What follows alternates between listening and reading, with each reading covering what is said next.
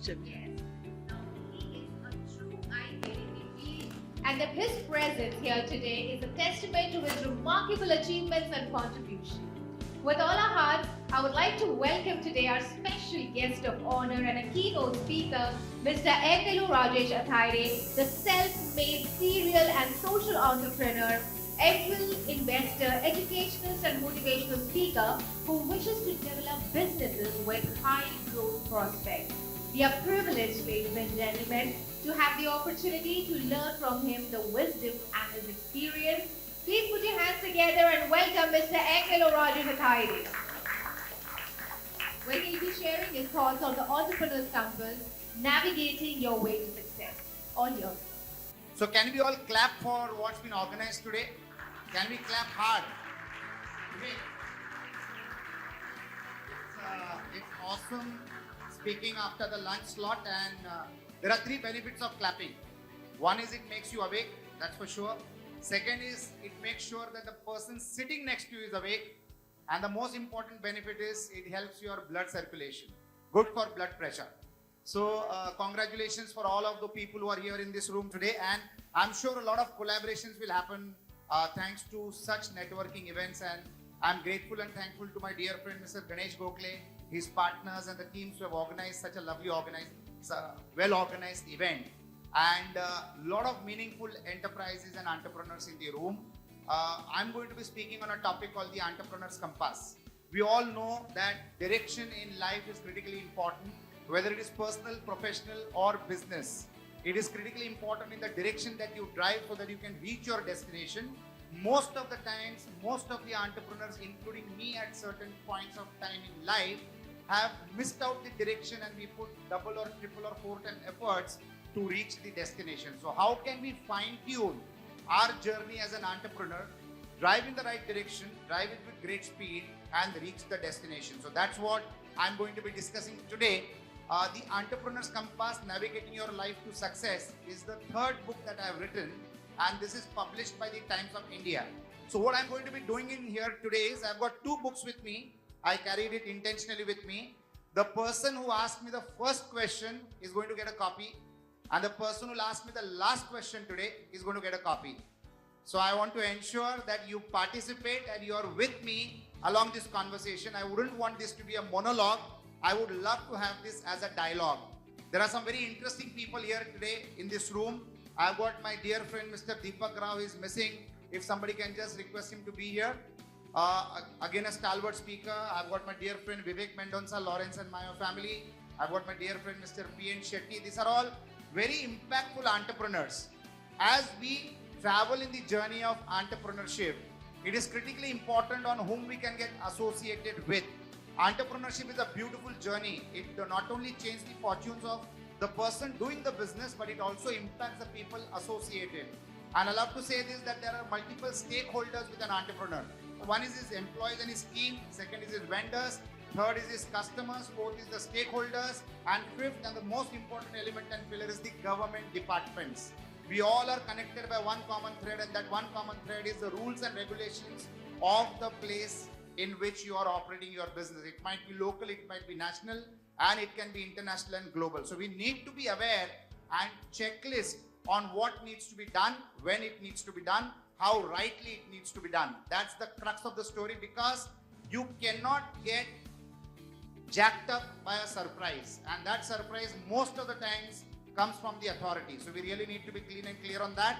Lots of entrepreneurs ignore that in the initial stages and pay a very heavy price, including interest, at the time that they are caught napping.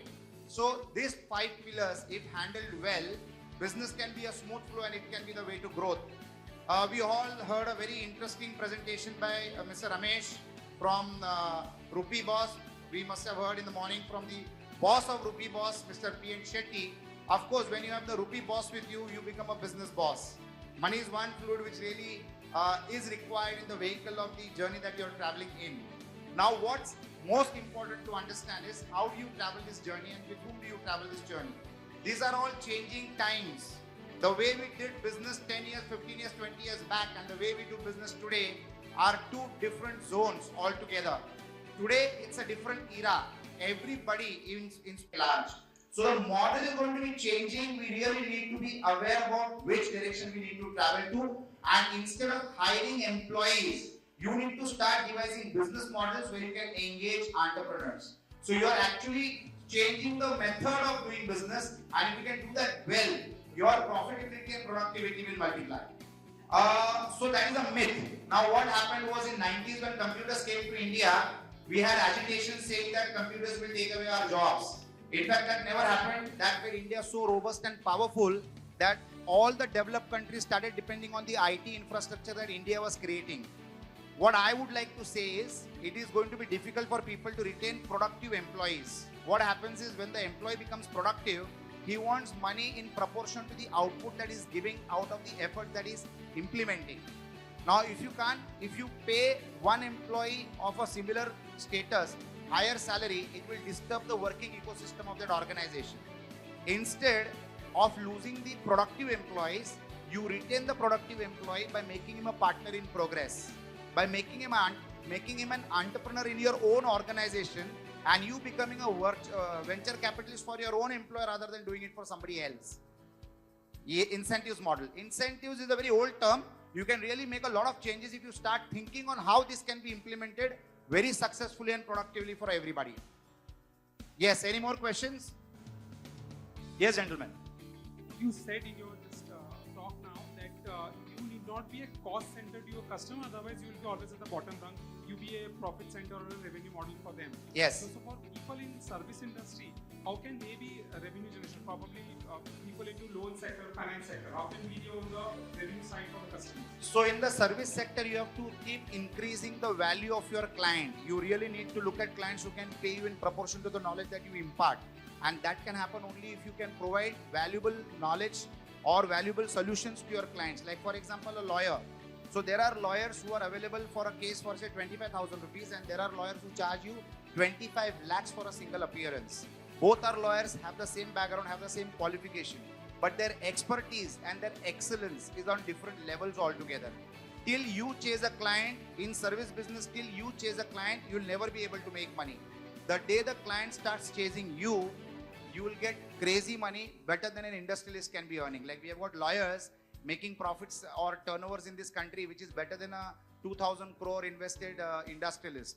Now all that is possible because he has delivered excellence and he has changed fortunes of the clients that he has attended to by giving them out of the world solutions and services. So I think in the service sector, you need to up the value change and you need to change the customer's profile. If you change whom you serve, who your client is, becomes a part of your personality and your profile. So forget about the customers choosing you. If you're a smart entrepreneur, you need to start choosing who should be your customer. And that customer should be wealthy enough or good enough to compensate you to the level of excellence that you have developed out of practice and out of wisdom, not out of the knowledge that you got in the form of being a student in the institution. So wisdom happens only when you get experience, and experience is nothing but wisdom which gets paid lucratively. So you really need to travel that journey extremely fast.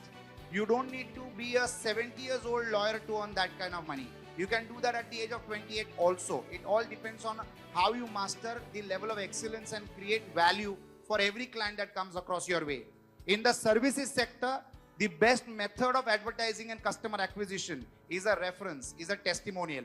And if you add value, there are people who are ready to stand on the terrace of their office or homes and shout out that you are the best man for this particular job. Business will come to you rather than you knocking the doors of business. That's how it operates. Two last questions I will take. So the first person who asked me the question, he is going to get my book, and the last guy who is going to be asking me the question today is going to get a book. You can't get both the books, it is the same one. So let somebody else ask the question. That product is not known to them. Like, I give example of CFL bulbs, when CFL bulbs were introduced, at that time tungsten bulbs were there, that wire bulbs. So one of my clients introduced this CFL bulb, and he was unable to sell his products to the tune of 5 years. He lost a lot of money. So whatever In that gets... cases, I want to add. So he took a lot of precautions. He met a lot of big clients. He took sales training, a lot of things, but he was unsuccessful. So according to you, what is the best strategy at this point of time? So no product is ahead of time ever. It all depends on how if it is a product which is not known to the world or it's newly introduced. First and foremost, let me clear a myth that in today's world, nothing can be invented. Everything can only be innovated. And the difference between invention and innovation is not more than 5%. It's not more than 5%. You cannot invent a new plane. You can invent a faster plane. You can invent a bigger plane, but the plane is already invented. Only innovation can happen. Whatever product that we create, now suppose if the people are not aware about the functionalities of that particular product, what needs to happen is you need to educate the market in a much better way about what that product can do in terms of adding value to the life of the customer. If that is not done right, today the most important aspect for every entrepreneur is how the communication can happen about the product or service that he as an entrepreneur is providing to the society. Vision Pro is a product launched by Apple. Can you imagine? Apple is one company in this world which gets funded by the customers before they get the product. You need to buy and book in advance. Apple is one company where the richest people in the world stand like beggars outside their stores before the product gets launched, waiting as if they are distributing the phones and laptops and iPads free of cost. The richest people stand in the line after paying the money to receive the product. That is the market that they have created, because of which they have become the most valuable company in the world. Like I said, what business you do is immaterial. How you do your business is the most important aspect. If you feel your product is before time, it needs better education and better explanation to the society and to the target audience. That's the best solution that can happen. So that's the last question that I'll take. Yes, gentlemen. You said we should be the ones that decide who our target market will be, right? Yes. How do you get into that target market after you've decided who the target market should be? How do you reach into it? When you become an entrepreneur, the first and foremost thing that you need to do is you should define who's your target audience. If you ask the right question to the wrong man, you'll get a wrong answer. If you ask the wrong question to the right man, again you'll get a wrong answer. You need to understand whom you should ask what. Similarly, it also depends on whom you are going to promote your product to. Your productivity of spend for customer acquisition is the best when you have defined your target audience in the most perfect way. It is like building a building. An architect will make the building in his mind, then on paper, translate it to the client, and then the other agencies will come together and build that building. You cannot design the building as it is constructed. You need to have the plan well in advance. Similarly, as entrepreneurs, we need to define who our target audience is going to be, who are going to be our vendors, who are going to be our suppliers. Everything should be planned well in advance. Another suggestion to all entrepreneurs is, it is not necessary that you will complete your life with the business you started. You have to deviate and innovate and change lines according to the times, according to the seasons, and according to the flavor of what is wanted in the market. You will always have customers from one business. How you can multi-leverage that same customer for new businesses that you get into is critically important. I'll give an example. I started with the business of computer education. We were one of the largest computer education company in Bombay called St. Angelo's Computers Limited. I created a customer base over a period of 27 years. Now, when you handle your customer base well, today I do 22 businesses.